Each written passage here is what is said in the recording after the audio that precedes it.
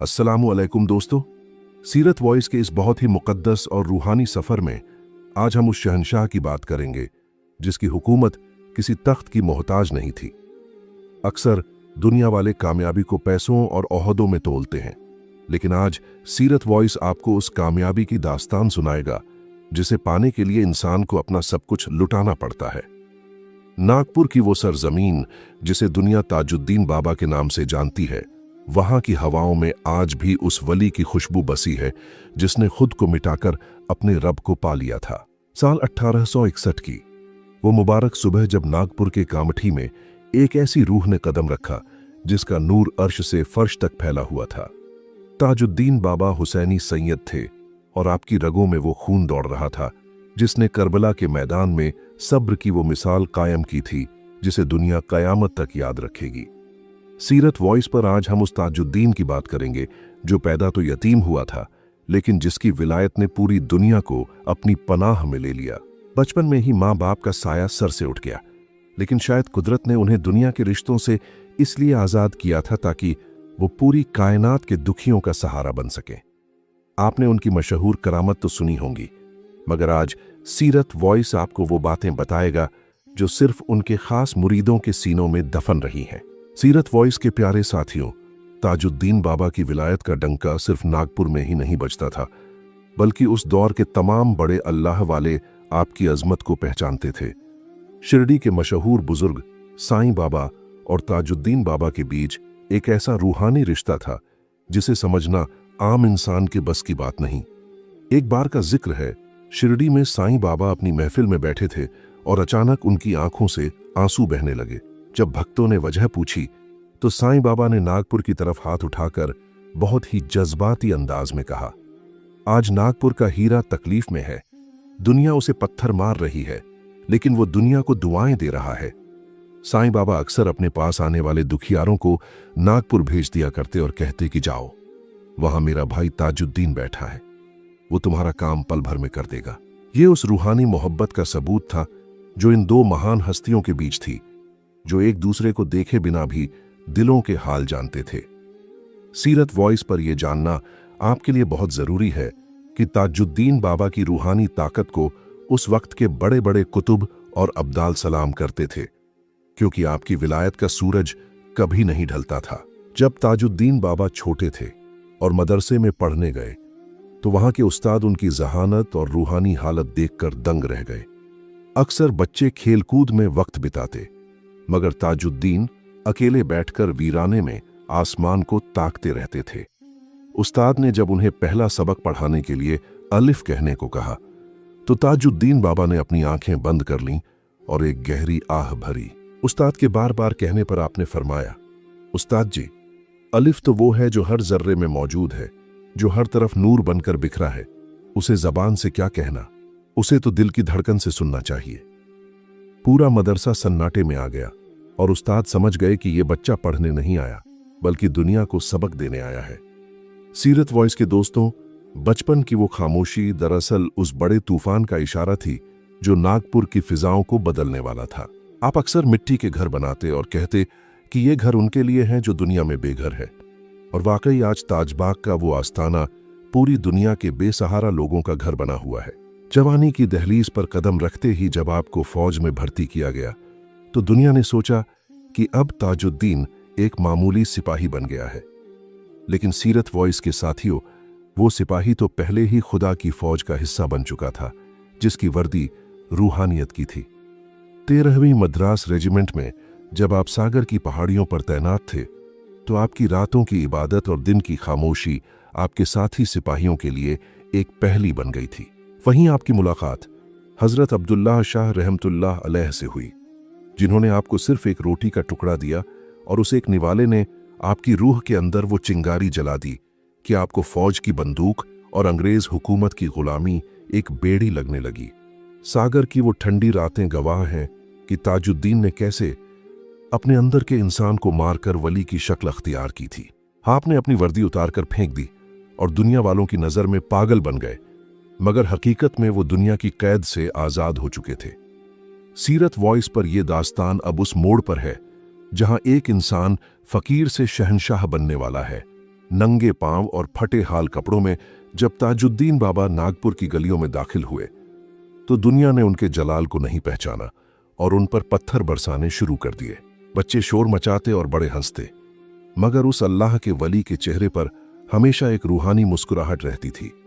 एक बार का जिक्र है, कुछ लोगों ने उन पर कचरा फेंका तो आपने आसमान की तरफ देखकर कहा, ऐ मालिक, तेरा शुक्र है कि तूने मुझे इस लायक समझा कि लोग मुझ पर अपनी बुराइयां फेंक रहे हैं। ये वो सब्र था जिसने आगे चलकर बड़े बड़े जालिमों और गुनहगारों के दिल मोम कर दिए और वो आपके कदमों में आकर रोने लगे। सीरत वॉइस के दोस्तों, ताजुद्दीन बाबा की ये मजूबी हालत दरअसल वो पर्दा था जिसके पीछे वो अपने रब से बातें करते थे। लोग उन्हें पागल कहते रहे, मगर वो पागल तो अल्लाह की मोहब्बत में थे और उस मोहब्बत की आग ने अब पूरे नागपुर को अपनी लपेट में लेना शुरू कर दिया था। सीरत वॉइस की इस वीडियो में आगे हम देखेंगे कि कैसे उस पागल खाने की सलाखें ताजुद्दीन बाबा को कैद नहीं कर पाईं और कैसे उन्होंने मौत को भी मात दे दी थी। हजरत ताजुद्दीन बाबा की इस रूहानी दास्तान के इस मोड़ में उन पलों की गवाही है जब दुनिया ने एक वली के जलाल और सब्र का इम्तिहान लेना शुरू किया था। सीरत वॉइस के साथियों, तारीख थी 16 अगस्त 1892, जब नागपुर की सड़कों पर घूमने वाले उस बेखबर फकीर को अंग्रेज सरकार ने पागल करार देकर गिरफ्तार कर लिया। दुनिया की नज़र में वो एक खतरनाक इंसान थे, लेकिन हकीकत में वो एक ऐसी रूह थे जो जिस्म की कैद से बहुत पहले आज़ाद हो चुके थे।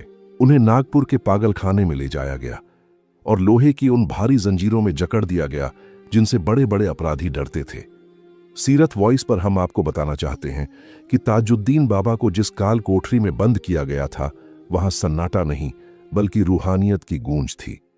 अंग्रेजों ने सोचा कि कोठरी का दरवाजा और लोहे का ताला उस फकीर को रोक लेगा, मगर उन्हें क्या मालूम था कि जिस वली के हाथ में पूरी कायनात की बागडोर हो, उसे दुनिया की कोई दीवार कैद नहीं कर सकती। पागल खाने के अंदर का मंजर बहुत ही अजीब और डरावना हुआ करता था, जहां हर तरफ चीखें और पागलों का शोर रहता था।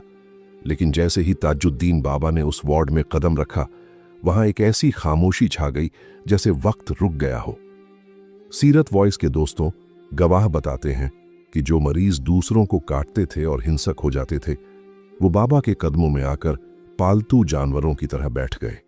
वो जगह जो कभी नर्क जैसी लगती थी, अब एक इबादत गाह बन चुकी थी। पागल खाने के कर्मचारी और पहरेदार अक्सर रात के अंधेरे में देखते कि बाबा की कोठरी से एक तेज रोशनी निकल रही है, मगर डर के मारे कोई कुछ कहने की हिम्मत नहीं करता था। सीरत वॉइस के जरिए हम आपको उस राज की तरफ ले जा रहे हैं जिसने उस वक्त के चीफ डॉक्टर अब्दुल मजीद की जिंदगी बदल दी थी। डॉक्टर मजीद एक बहुत ही सख्त मिजाज आदमी थे और बाबा को सिर्फ एक मानसिक मरीज समझते थे, मगर एक रात उनकी आंखों ने वो मंजर देखा जिसने उनके होश उड़ा दिए। रात के 2 बज रहे थे और डॉक्टर मजीद अपने राउंड पर थे। तभी उन्होंने देखा कि पागल खाने के भारी गेट के बाहर कंपाउंड में एक शख्स चांदनी रात में टहल रहा है। डॉक्टर ने गौर से देखा तो उनके पैरों तले जमीन खिसक गई, क्योंकि वो शख्स कोई और नहीं बल्कि हजरत ताजुद्दीन बाबा थे। डॉक्टर को लगा कि शायद कैदी भाग गया है और उनकी नौकरी खतरे में है। वो भागा भागा वार्ड की तरफ गया और देखा कि लोहे का भारी दरवाजा बंद है और उस पर बड़ा सा ताला लगा हुआ है। डॉक्टर ने टॉर्च जलाकर कोठरी के अंदर झांका तो उसकी सांसें रुक गईं, क्योंकि ताजुद्दीन बाबा अंदर जमीन पर लेटे हुए थे और उनके पैरों में जंजीरें बंधी थीं।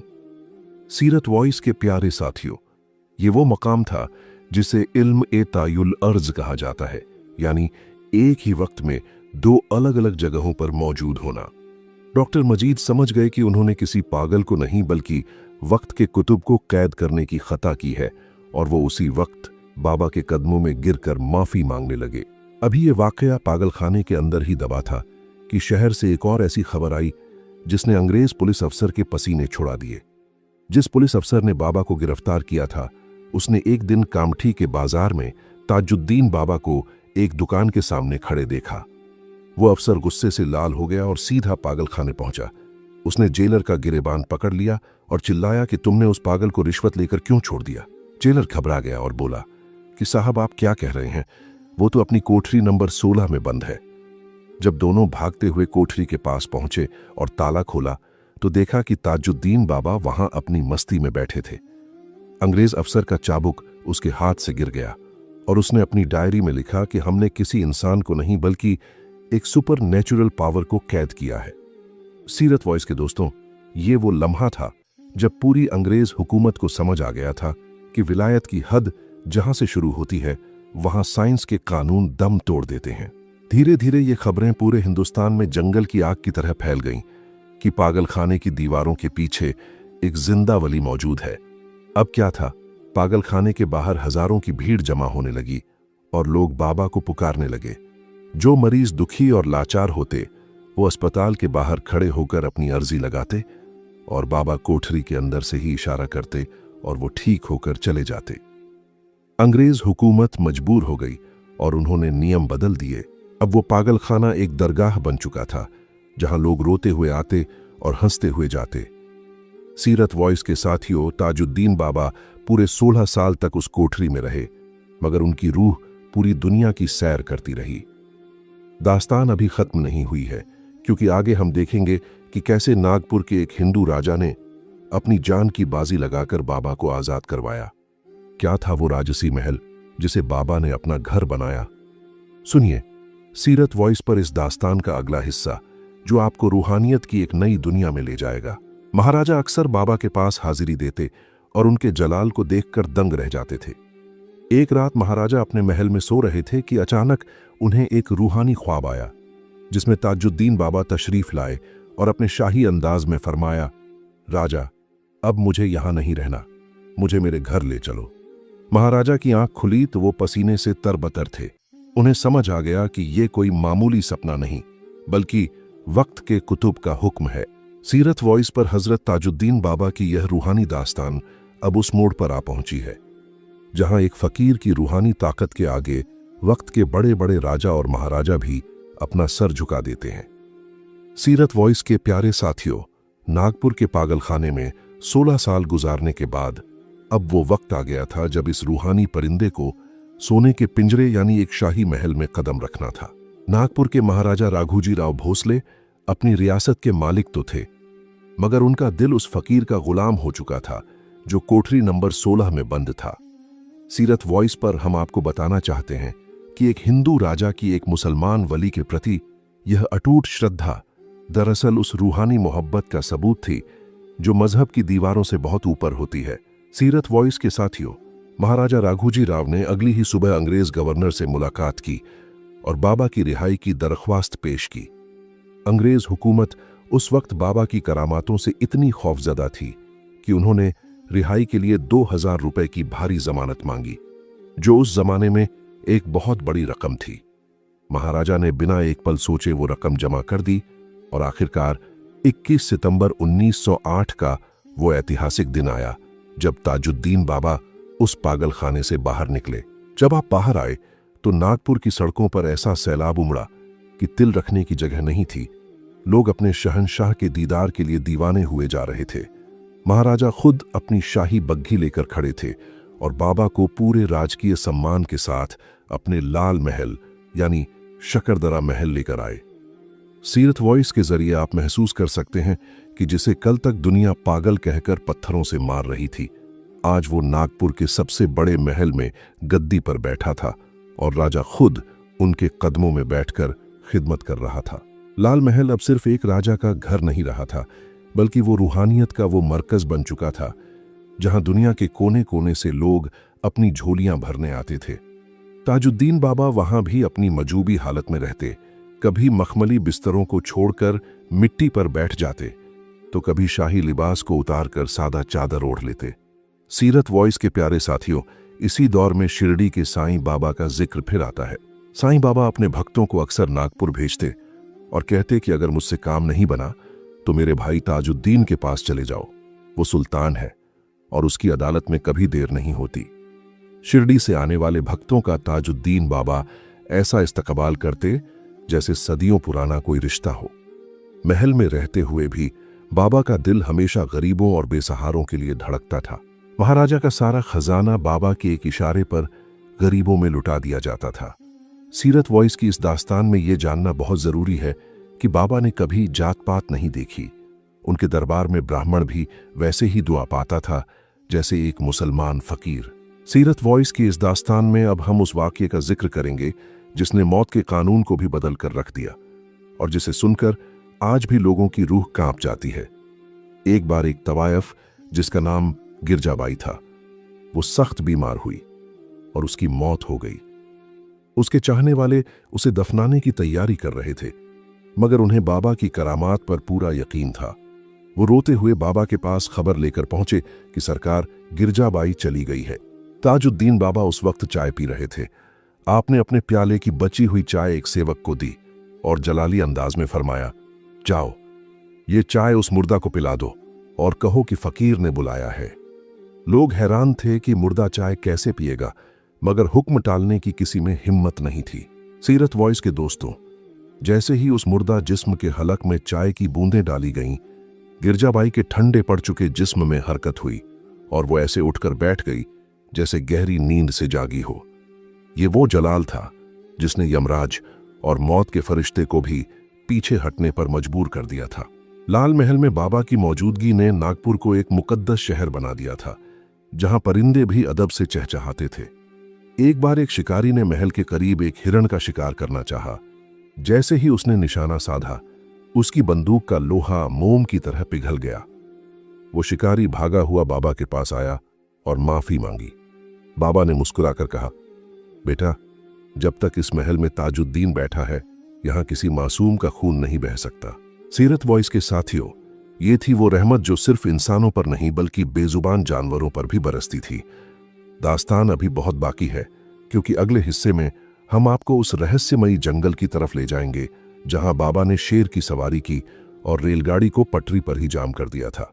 क्या आप तैयार हैं उस हैरत अंगेज सफर के लिए जहां कुदरत के नियम भी ताजुद्दीन बाबा के इशारों पर चलते थे? सुनिए सीरत वॉइस पर इस दास्तान का अगला हिस्सा। दोस्तों, सीरत वॉइस की इस खास दास्तान में अब हम नागपुर के उन आलीशान महलों से निकलकर उस वीराने की तरफ चल रहे हैं जिसे आज दुनिया वाकई शरीफ या छोटा ताजबाग के नाम से जानती है।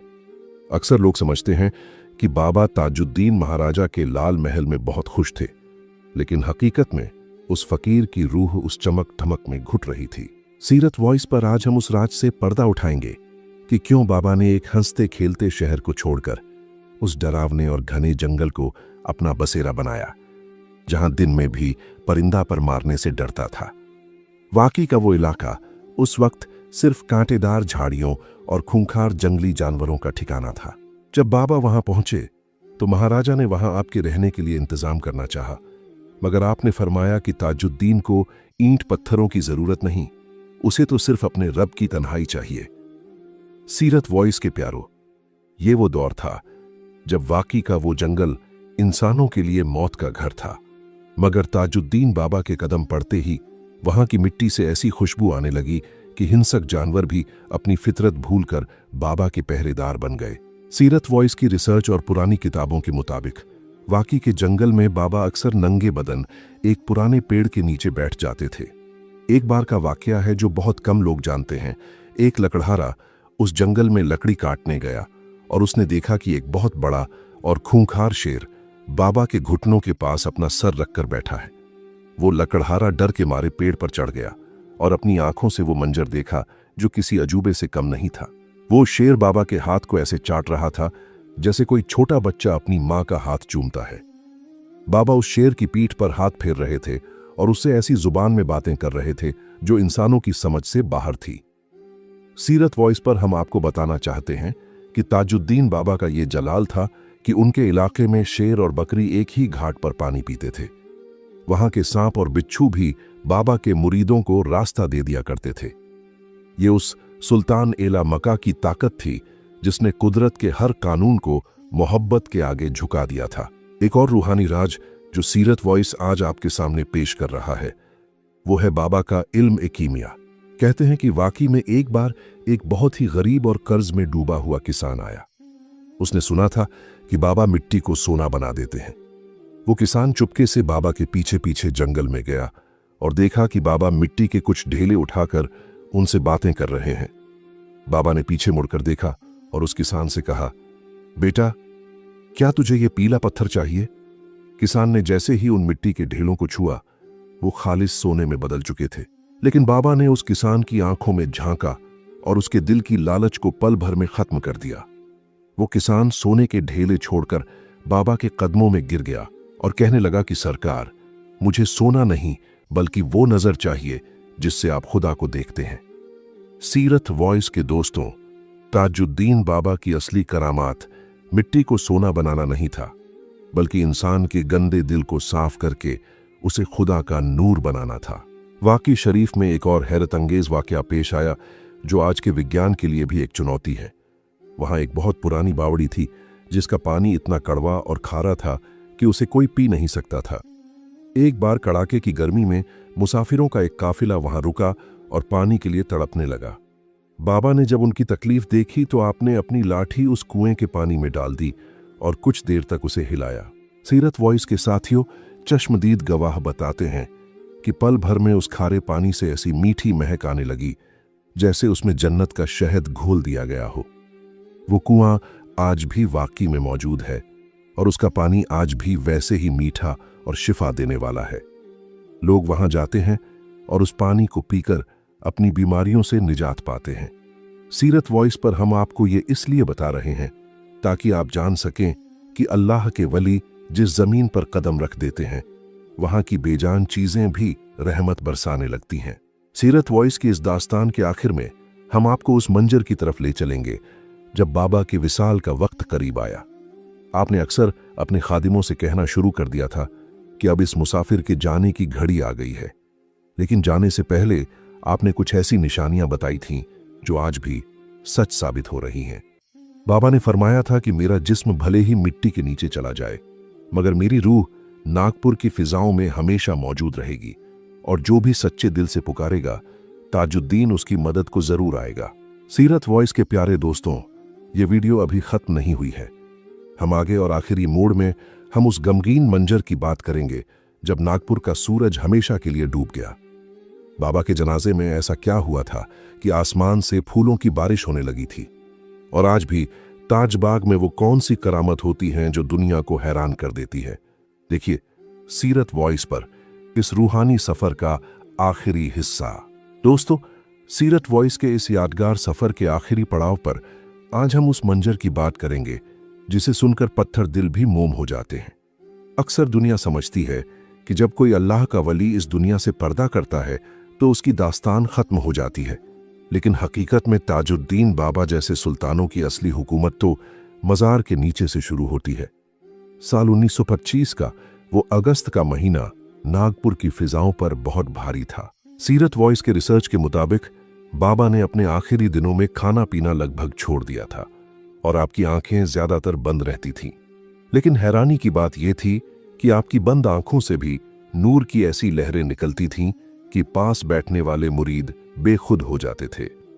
महाराजा राघोजी राव भोसले दीवानों की तरह बाबा के कदमों में बैठे रहते और रोते हुए कहते कि सरकार, आपके जाने के बाद इस नागपुर का क्या होगा। बाबा ने एक बार अपनी आंखें खोलीं और महाराजा का हाथ पकड़कर फरमाया, राजा, फकीर कहीं जाता नहीं है, वो तो सिर्फ लिबास बदलता है। मैं कल भी तुम्हारे पास था और कयामत तक नागपुर की हिफाजत करता रहूंगा। सीरत वॉइस पर हम आपको ये बताना चाहते हैं कि ये वो वसीयत थी जिसने करोड़ों दिलों को आज तक उम्मीद दे रखी है। 17 अगस्त 1925 की वो शाम जब सूरज ढल रहा था, नागपुर के शकरदरा महल में एक ऐसी खामोशी छा गई जिसने परिंदों को भी चुप कर दिया। ताजुद्दीन बाबा ने अपने पास मौजूद लोगों को आखिरी बार दुआ दी और अपनी रूह को अपने मालिक के हवाले कर दिया। सीरत वॉइस के प्यारे साथियों, कहते हैं कि जैसे ही बाबा ने आखिरी सांस ली, वाकी के उन जंगलों में जहां बाबा रहा करते थे, वहां के खूंखार जानवरों के रोने की आवाजें सुनाई देने लगीं। ये मंजर तारीख में पहले कभी नहीं देखा गया कि एक इंसान के जाने पर जंगल के शेर और चीते भी मातम कर रहे हों। अगले दिन जब आपका जनाजा उठा तो नागपुर की सड़कों पर इंसानों का ऐसा समंदर था कि आसमान से सिर्फ सर ही सर नजर आते थे। सीरत वॉइस पर यह बात नोट करने वाली है कि उस जनाजे में सिर्फ मुसलमान नहीं थे, बल्कि हजारों हिंदू, सिख और ईसाई भी अपने ताज को आखिरी विदाई देने के लिए नंगे पैर चल रहे थे।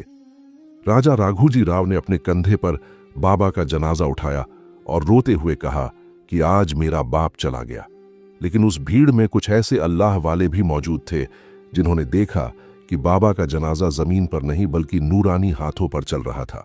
सीरत वॉइस के दोस्तों, ताजुद्दीन बाबा को उसी जगह सुपुर्द खाक किया गया जिसे आज हम ताजबाग शरीफ के नाम से जानते हैं। लेकिन क्या आप जानते हैं कि मज़ार बनने के बाद वहां क्या हुआ?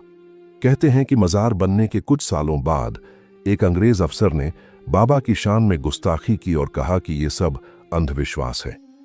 उस रात उस अंग्रेज ने ख्वाब में देखा कि ताजुद्दीन बाबा अपने जलाल के साथ उसके सामने खड़े हैं और उनकी एक ही नज़र से उस अंग्रेज का पूरा बदन जलने लगा। सुबह जब वो उठा तो उसके शरीर पर जलने के निशान थे। वो भागा हुआ मज़ार पर आया और अपनी नाक रगड़कर माफी मांगी। सीरत वॉइस के जरिए हम आपको ये समझाना चाहते हैं कि वली की ताकत मौत के बाद और भी ज्यादा बढ़ जाती है। आज ताजबाग का वो गुंबद सिर्फ ईंटों का ढांचा नहीं है, बल्कि वो एक ऐसी रूहानी मशीन है जहां से आज भी लाखों बीमारों को शिफा मिलती है। जो डॉक्टर्स कह देते हैं कि ये मरीज नहीं बचेगा, वो जब ताजबाग की मिट्टी अपने माथे पर लगाते हैं तो कुदरत के कानून बदल जाते हैं और वो इंसान दोबारा जिंदा हो जाता है।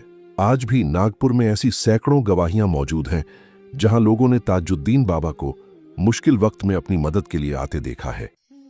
एक बार एक मुरीद ने बताया कि एक बार वो रात के वक्त जंगल में रास्ता भटक गया था और चारों तरफ अंधेरा था। तभी अचानक एक नूरानी बुजुर्ग सामने आए और उसे सही रास्ता दिखाकर गायब हो गए। जब उस शख्स ने बाद में बाबा की तस्वीर देखी तो वो दंग रह गया, क्योंकि वो कोई और नहीं बल्कि खुद ताजुद्दीन बाबा थे। दोस्तों, ताजुद्दीन बाबा आज भी अपनी रूहानी हुकूमत चला रहे हैं। उनके दरबार में आज भी साईं बाबा के भेजे हुए मुसाफिर आते हैं और उनकी मुरादें पूरी होती हैं। ताजबाग की वो कव्वालियां और वहां की वो खुशबू आज भी इंसान को दुनिया से बेखबर कर देती है। सीरत वॉइस पर हम ये यकीन के साथ कह सकते हैं कि ताजुद्दीन बाबा नागपुर के वो शहंशाह हैं जिनका सिक्का आज भी जमीन और आसमान दोनों पर चलता है। इस दास्तान के आखिर में सीरत वॉइस सिर्फ इतना कहना चाहता है कि अगर आप भी अपनी जिंदगी में परेशान हैं और आपको कोई रास्ता नजर नहीं आ रहा, तो एक बार सच्चे दिल से ताजुद्दीन बाबा को याद करके देखें। वो वली जो एक ही वक्त में जेल में भी था और बाजार में भी, वो आज भी आपकी पुकार सुनने के लिए मौजूद है। अल्लाह ताला हमें अपने इन प्यारे बंदों के नक्शे कदम पर चलने की तौफीक अता फरमाए और हमारे दिलों को अपनी मोहब्बत से भर दे। दोस्तों, अगर ये आज की रूहानी दास्तान आपके दिल तक पहुंची हो तो सीरत वॉइस को अपना प्यार दें और इस वीडियो को उन लोगों तक पहुंचाएं जो सुकून की तलाश में हैं। कमेंट बॉक्स में या ताजुद्दीन बाबा लिखकर अपनी हाजिरी जरूर लगाएं। अल्लाह हम सबका हामी और नासिर हो। आमीन सुम्मा आमीन। मिलते हैं अगली बार एक और अल्लाह वाले की सच्ची दास्तान के साथ, सिर्फ सीरत वॉइस पर। अल्लाह हाफिज।